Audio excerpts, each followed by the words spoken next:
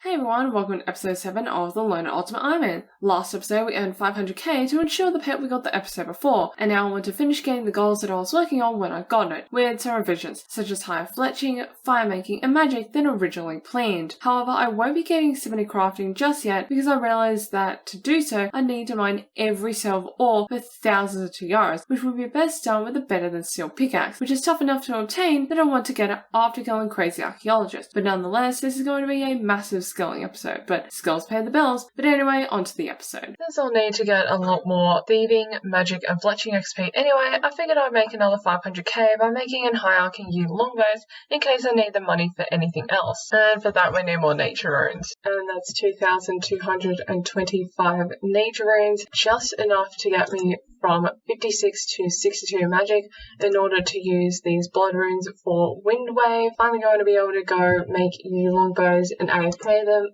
And we're now up to 529,000, and more importantly, it's a multiple of 1,000, so I'm actually going to go and store this and then use the rest of the nature runes to alchemy shields. This might seem like a really odd time to be recording any clips. I only have 72 fletching at the moment, but I want to see whether I can teleport to pest control now that I have over 40 combat. Oh, and we can! So technically, I could do pest control. Actually, could we? I don't think I can. Because, well, the boats have to be sent out by NPCs. But even if I could, there'd be no point, since I wouldn't be able to get any of the rewards from it, since doing so requires purchasing stuff from NPCs. Ooh.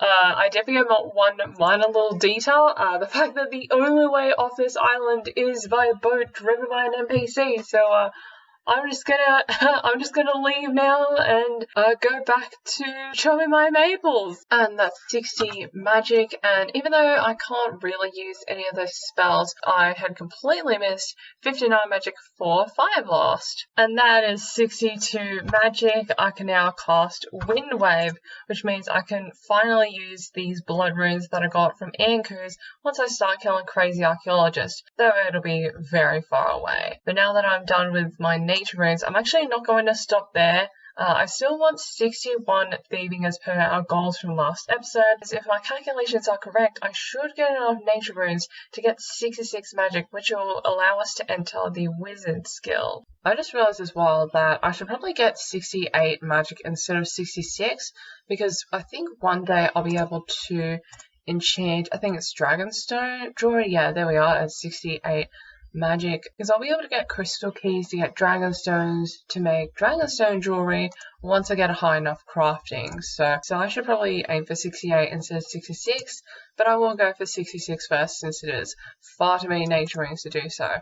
In addition, I will probably not alch anything anymore. I already have quite a bit of money, and I've realized that superheating would be a good idea since I value getting high smithing very much. One day I do want to make an adamant axe at level 71 smithing, and even though I'm not sure how useful that would be, I do want to be able to make adamant bolts at 73 smithing, and if I make iron plate bodies with superheating, I think that XP will help out a lot. The issue is that I'll need far more nature runes to do it. If I want the high alchemy rate, I need about 2,500 more nature runes to get from 62 to 66 magic, then another about 1,600 nature runes for 66 to 68.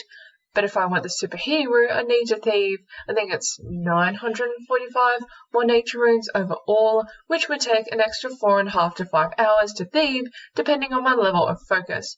But the superheating route means I'll get valuable smithing XP, so I think overall it'll be worth it. And that's 61 thieving. I can now, oh wow, they don't even mention it, but now I can actually go and picklock the door at the top of Ardoin Castle. Hey, there we go. And that's the black scimitar. That is very delightful. Now, once I use up all these nature runes for superheat, I'll actually end up getting, I think it's 58 smithing, which is far past the level required to make a mithril scimitar.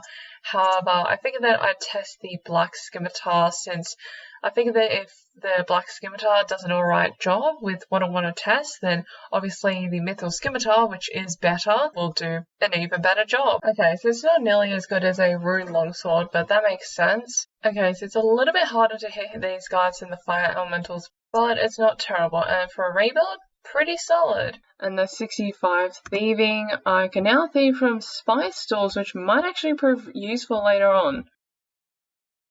And after over 25 hours, I now have enough nature runes to get, I think it's from 62 to 68 magic.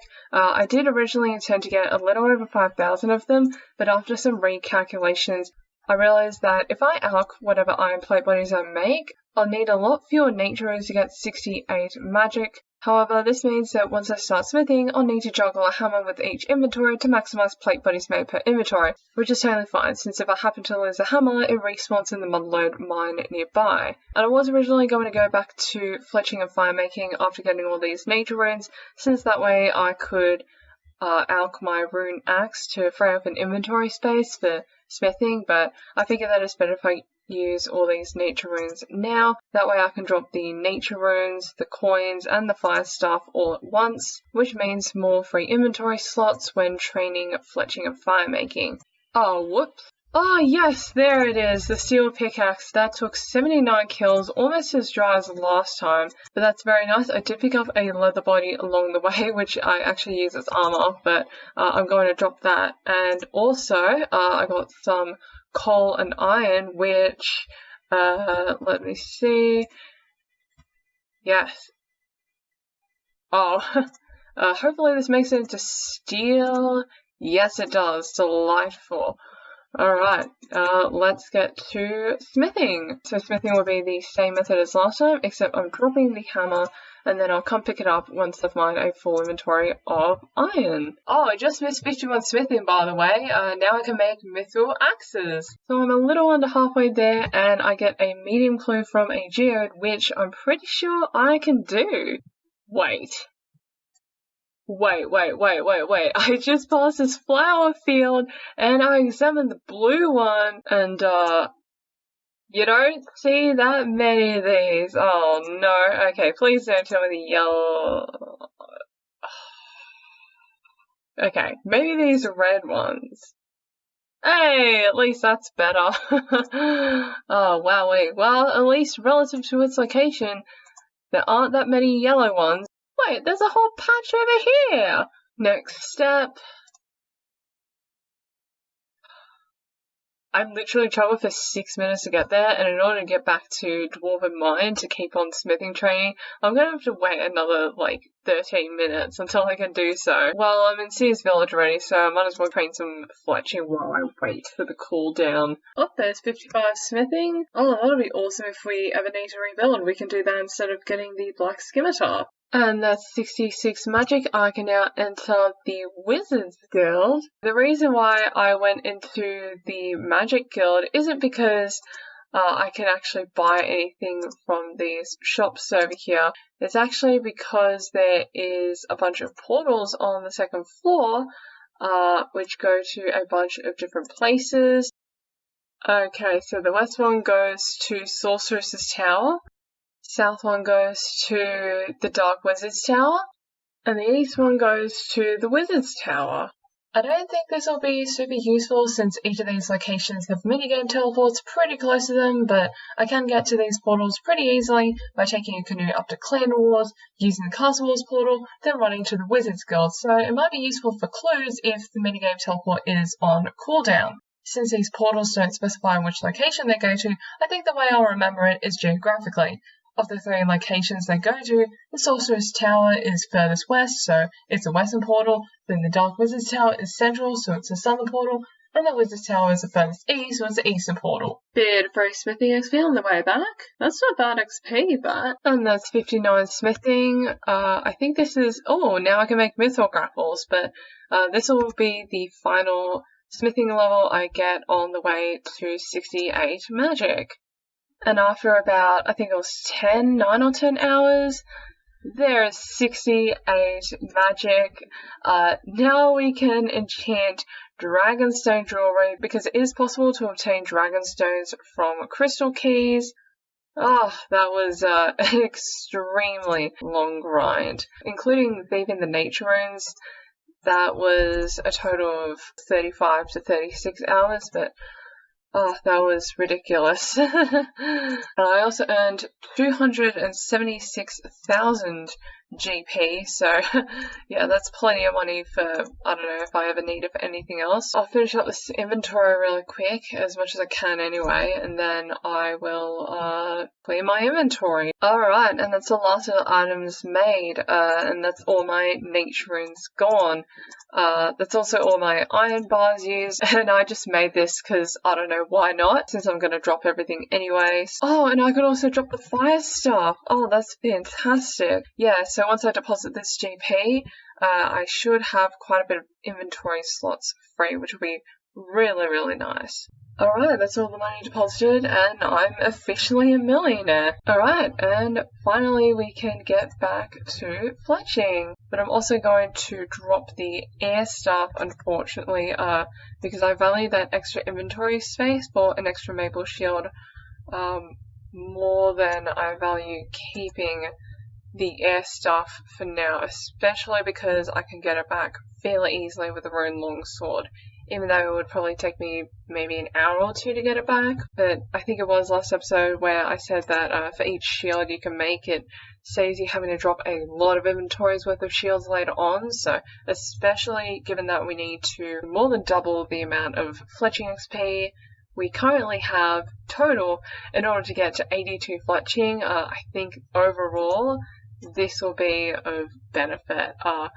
But yeah, this stuff of air has been incredible so far, and yeah, let's get right back to it. Just got an easy clue scroll that I can do. I also missed 75 fletching, but I did get a picture of it on mobile since I'm AFKing on there right now, so let's try and do the clue. Next step.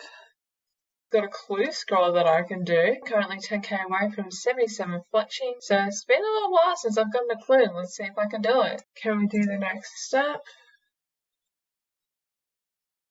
You know, every time I think for some reason that I'll be able to do a clue, and most of the time I just can't. Yet another clue, which I can do. Wait, I had no idea that there was a bronze pickaxe here, huh? Oh, you can't access this unless you go the other way. Never mind. And the next step.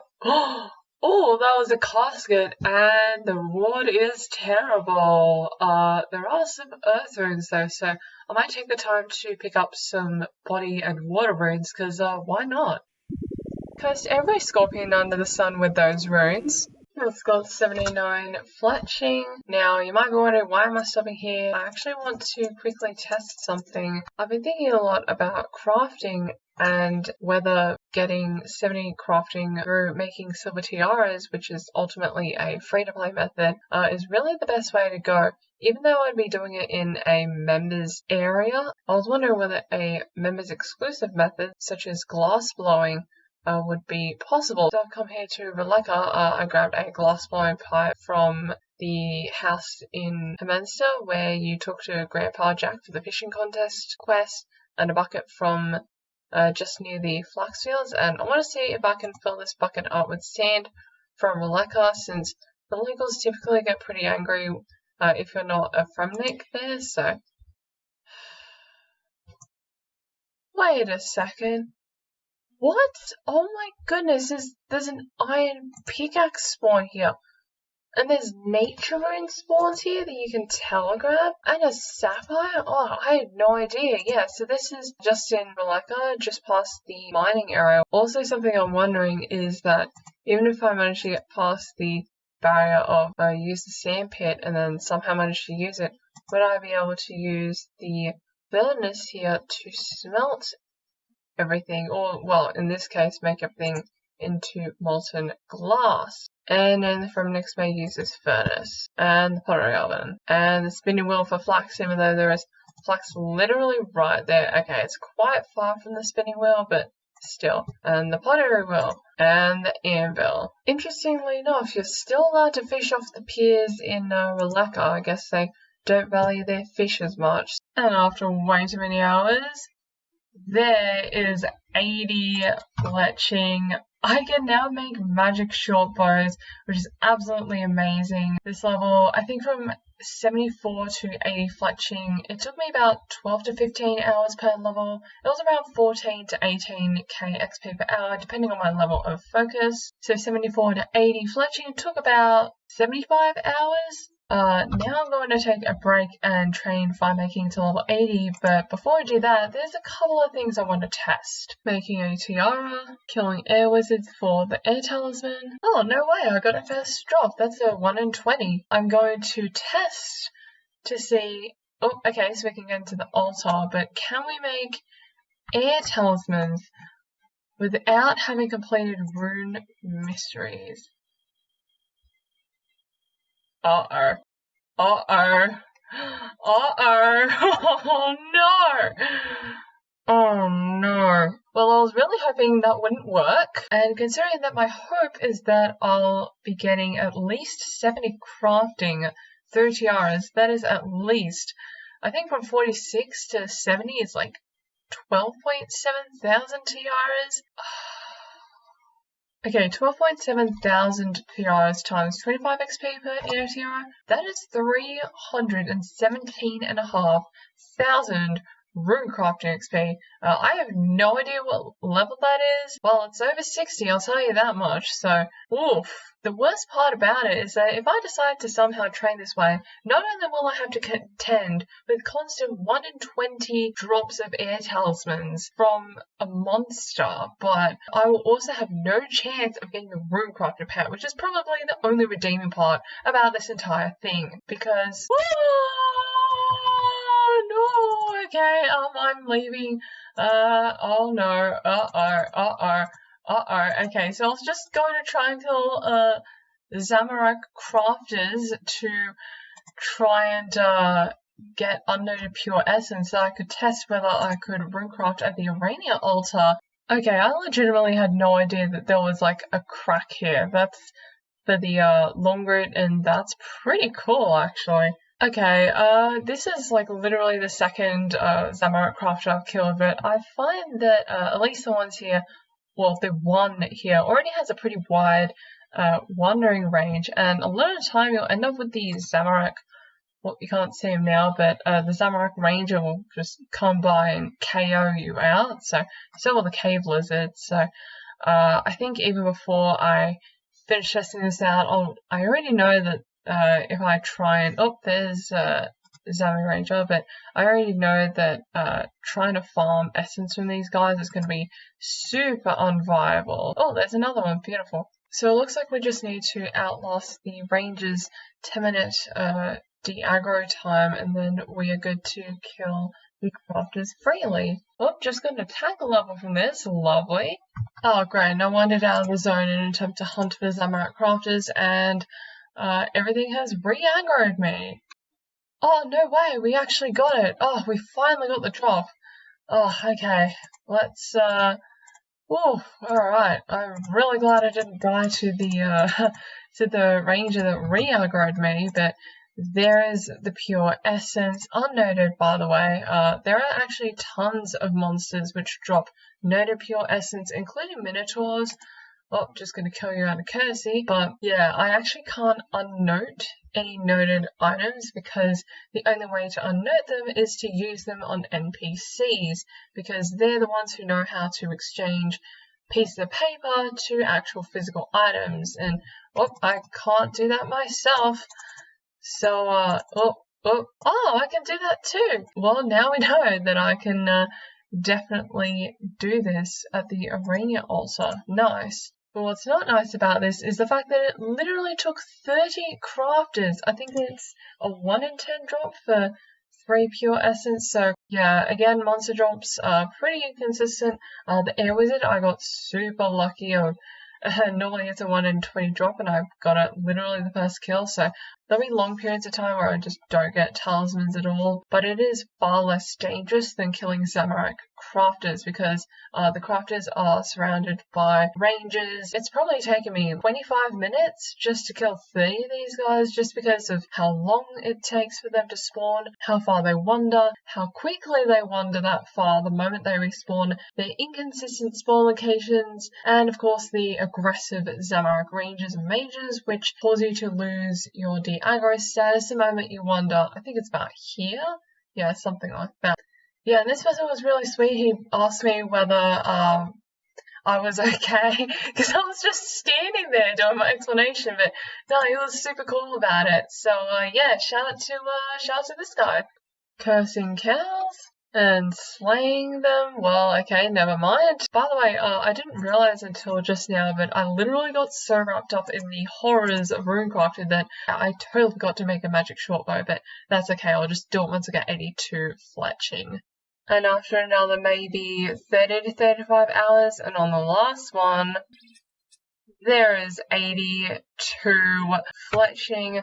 I can now make amethyst arrows, which is my best in slot arrows for my best in slot bow, the magic short bow. This was such a long grind. Yeah, I did not go back to fire making, by the way. But for the fletching grind, the XP rates definitely improved, probably because I got 89 wood cutting along the way. Something interesting about this grind was that making maple shields like this meant that the woodcutting XP I got was double that of the fletching XP, and that'll actually flip around once we get back into fire making because we'll actually get a little bit over, I think it's like 1 1/3 times fire making XP compared to the woodcutting XP. But yeah, definitely the hard part of the utilizing the rune axe grind is done, and since we've got the fletching level we were aiming for, I want to celebrate by making a magic shortbow right now. By the way, I did keep the air tiara in my inventory because even now I'm still trying to process the shock of the whole runecrafting situation. I will say though that the extra inventory space it took up didn't end up being that big of a deal because what I started doing like this inventory was I'd make 1 round of shields, then make another round. So first time I'd make 11, and then the next time I'd make 6, and then I'd drop all the shields, which definitely made the fletching grind a lot more AFK, which is really nice. Man, remember when I said that I would chop you down one day? Can't wait to chop you down for a magic shortbow one day. Yeah, I'm chopping you down right now. Well, not the whole tree, but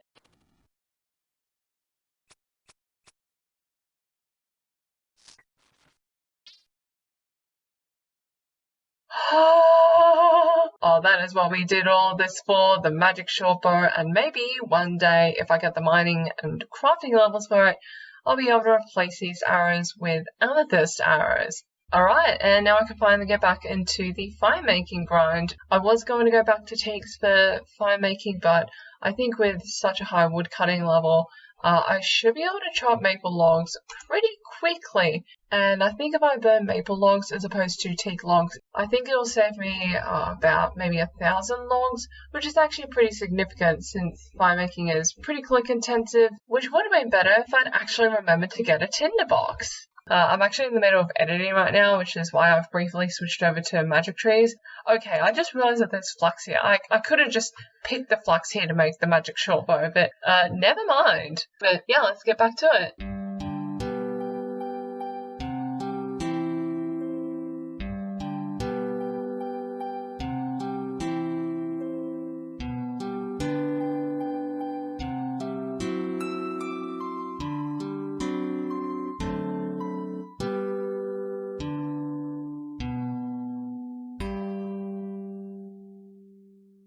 And that's 80 fire making. Now I can magic pyre logs, which I can't actually access, but that is a final fire making level that I'll be getting on this account. Oh, my beaver is now burning. There you go.